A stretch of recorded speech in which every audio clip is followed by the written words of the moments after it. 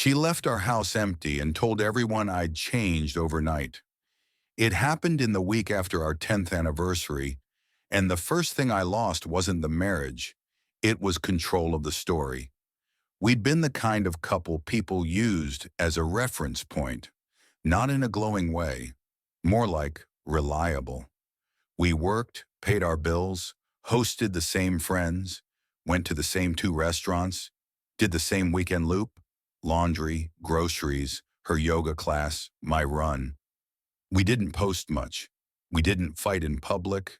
We didn't disappear for dramatic trips. We were easy to sit next to at dinner because nothing about us required attention. My wife, Mara, handled the social side of our life the way some people handle taxes. Lists, confirmations, reminders. She remembered birthdays. She kept the group chat alive.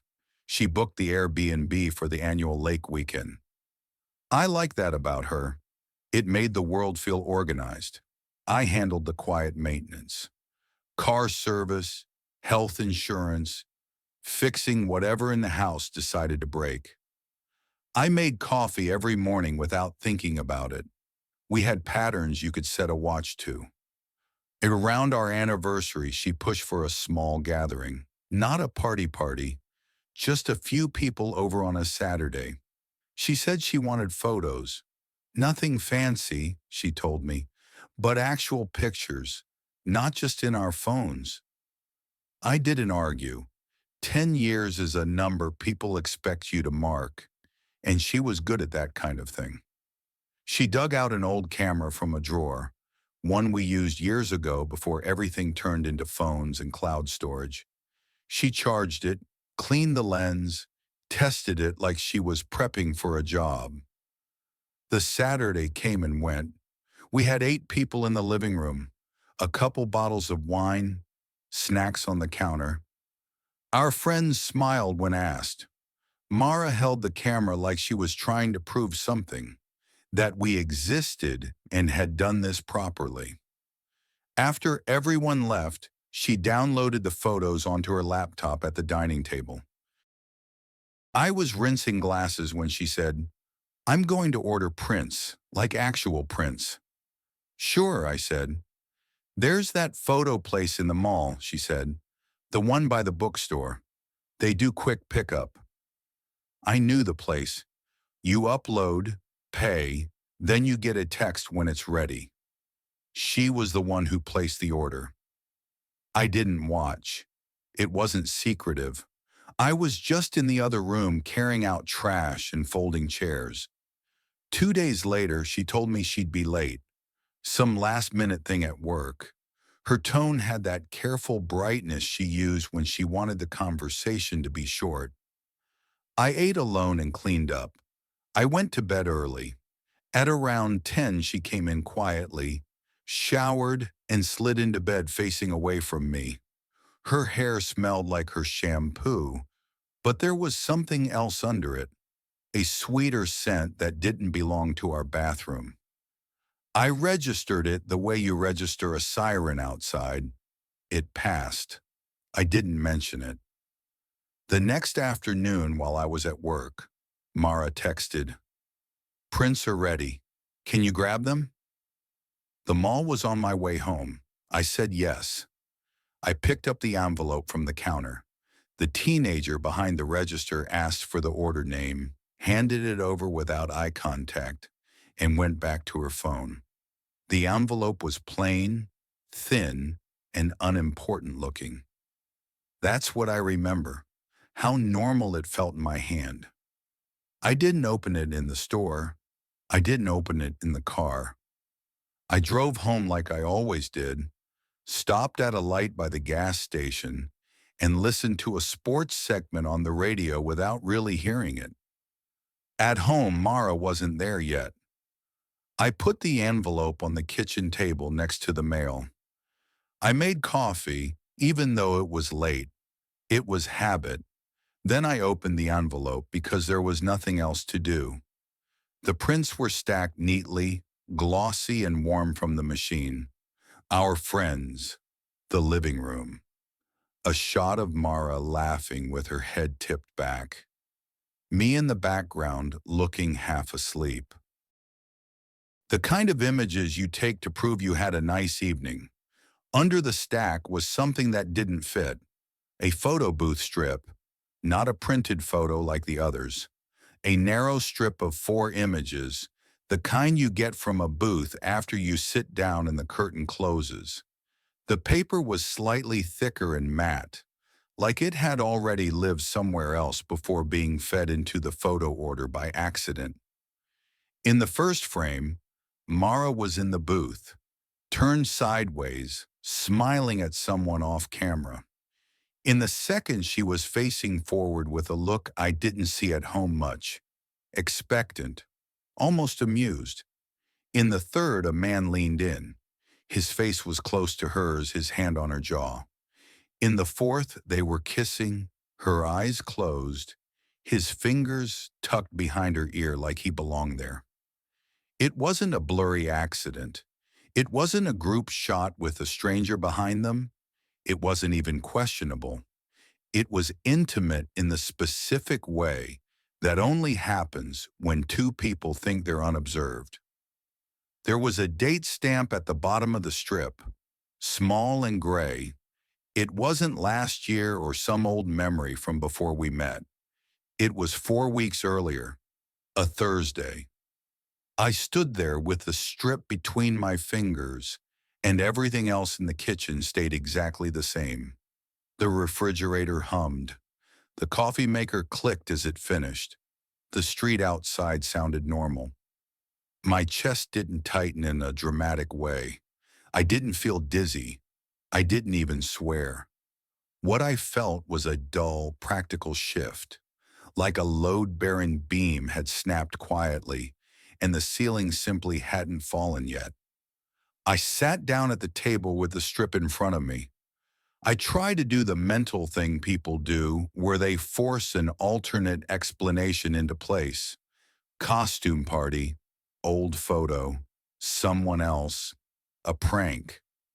But the strip had her current haircut, her current coat, one I'd seen hanging by the door that morning, her thin gold ring on her right hand, the date. The lighting of a booth I recognized because I'd walked past it 100 times, the one in the bar district, near the place our friends liked for trivia nights. No amount of imagination could make it anything else. I put the strip back on the table and stacked the prints on top of it, like hiding it would change what it was. Then I lifted the whole stack again and looked one more time, as if repetition could make my eyes reinterpret it. It didn't. I cleaned the kitchen in small motions, wiped a counter that was already clean, moved the mail to the other side of the table. It wasn't distraction. It was my brain insisting on finishing tasks in a world that had just become unfamiliar. When Mara came home, she was cheerful in a careful way. The way you are when you've rehearsed normal. "Hey," she said, "did you get them?" "They're on the table," I said. She walked over and started flipping through the prints. She smiled at a couple, commented on how nice the lighting was, laughed once at a photo where our friend looked mid-sneeze. I watched her hands, steady, no hesitation, no slip in her expression. It wasn't that she was a better actor than I thought. It was that the role she was playing for me was well practiced. When she reached the bottom of the stack, her fingers paused for half a second. She'd hit the strip. She didn't pull it out right away. She adjusted the prints, aligned the edges, and then slid the strip free as if she'd expected a receipt or some random extra. She looked at it. The pause this time was longer, not dramatic, just the fraction of a second where she had to decide what face to wear. Her eyes lifted to me. "What is that?" I asked. It came out level, not loud, not pleading. She held the strip between 2 fingers like it was dirty. "I don't know." I didn't move. That's you. Her mouth tightened, then loosened again. It's not, it's you, I repeated. She gave a small shake of her head, a gesture that was supposed to signal confusion. I have no idea how that ended up in there. That's a photo booth, I said. I know what it is, she snapped, then caught herself and softened. I mean, I don't know. Maybe someone put it in the wrong order at the store. Maybe it stuck to the photos. I didn't argue with the mechanics. I didn't say how unlikely it was. I didn't ask who the man was. Her strategy wasn't to explain, it was to blur. If she could make the edges of reality soft enough, maybe it would slip.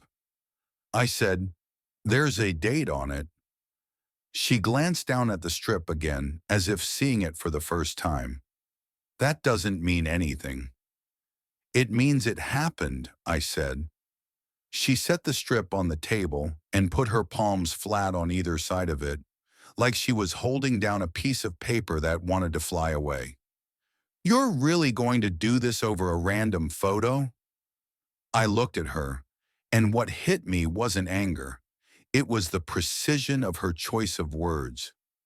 Random photo.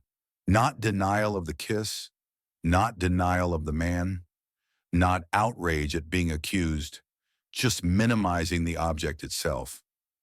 A random photo, I said, letting the phrase sit there. She took a breath, then spoke in a tone that sounded like she was addressing a coworker who was slowing down a meeting. I don't know what you want me to say. I don't know where it came from. I want you to tell me who he is, I said. Her eyes stayed on the strip, not on me. I can't, because I don't know. That was the moment where I understood she wasn't going to give me anything useful. Not because she was incapable, because she was choosing not to. There are fights that happen because two people have different realities. This wasn't that. We had the same reality in front of us on the table. The fight was about whether I could be made to accept a version of it that allowed her to stay comfortable. I stood up. I'm going for a walk. She exhaled sharply. Seriously? I didn't answer. I put on my jacket and left. Outside, the air was cold and damp. I walked without a destination for 20 minutes. I didn't call anyone. I didn't text. I didn't rehearse speeches. I just walked, listening to the sound of my own steps and letting my brain do what it needed to do. Assemble a plan that didn't involve begging or bargaining. When I came back, Mara had put the prints away. The table was clear. The kitchen looked normal again. She was on the couch with her laptop open, typing. She glanced up like we were resuming an interrupted evening. Are you done? She asked. I stood in the doorway and looked at her. The laptop glow on her face made her look younger, more washed out. For a second, I thought about how many nights she'd sat like that, while I assumed we were simply living. I'm going to sleep in the guest room, I said. Her eyebrows lifted. Over that? Yes. She shut the laptop with a click that sounded louder than it should have. So that's it. One stupid strip of paper and you're throwing everything away. I didn't correct her framing. The strip wasn't the only thing, but it was the only thing I needed. The collapse wasn't dramatic because it didn't require a pile of evidence. It required one clear physical fact that bypassed every story she might try to tell me. I went to the guest room and closed the door. The next morning I woke early. Mara was already gone. On the counter was a note. We need to talk tonight. It was written like a calendar item. I went to work. I did my job. I kept my voice even. At lunch, I stepped outside and made 2 phone calls. One to the bank, one to a lawyer's office. Not to get revenge, to stop drifting. When Mara came home that night, she tried a different approach. Softer voice, controlled sadness. She sat at the kitchen table like we were going to negotiate. "I don't want to lose you," she said. I stayed standing. "Then tell me the truth." She looked down at her hands.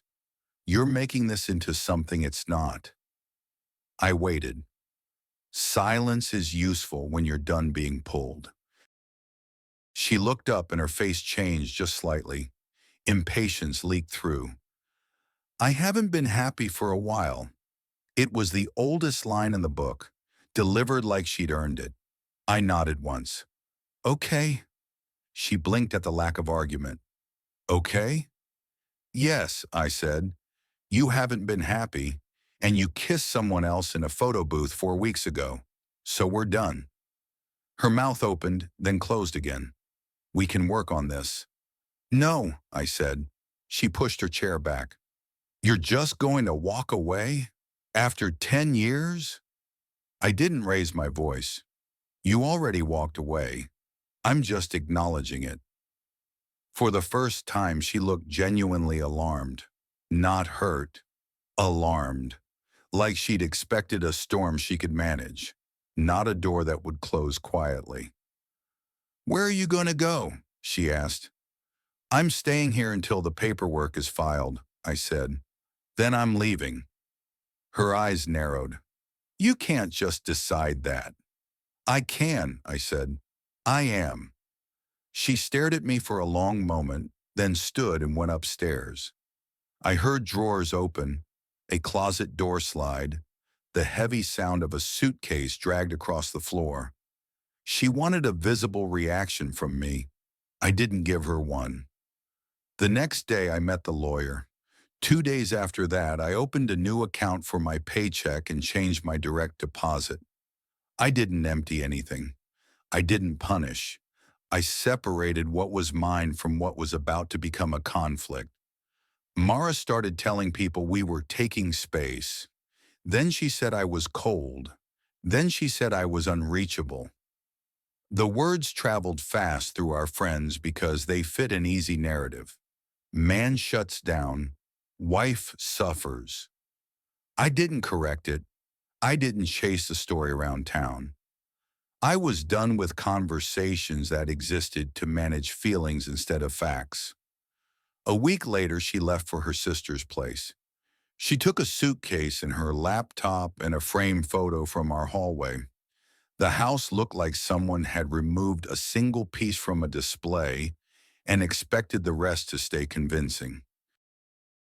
The photo booth strip stayed in my desk drawer.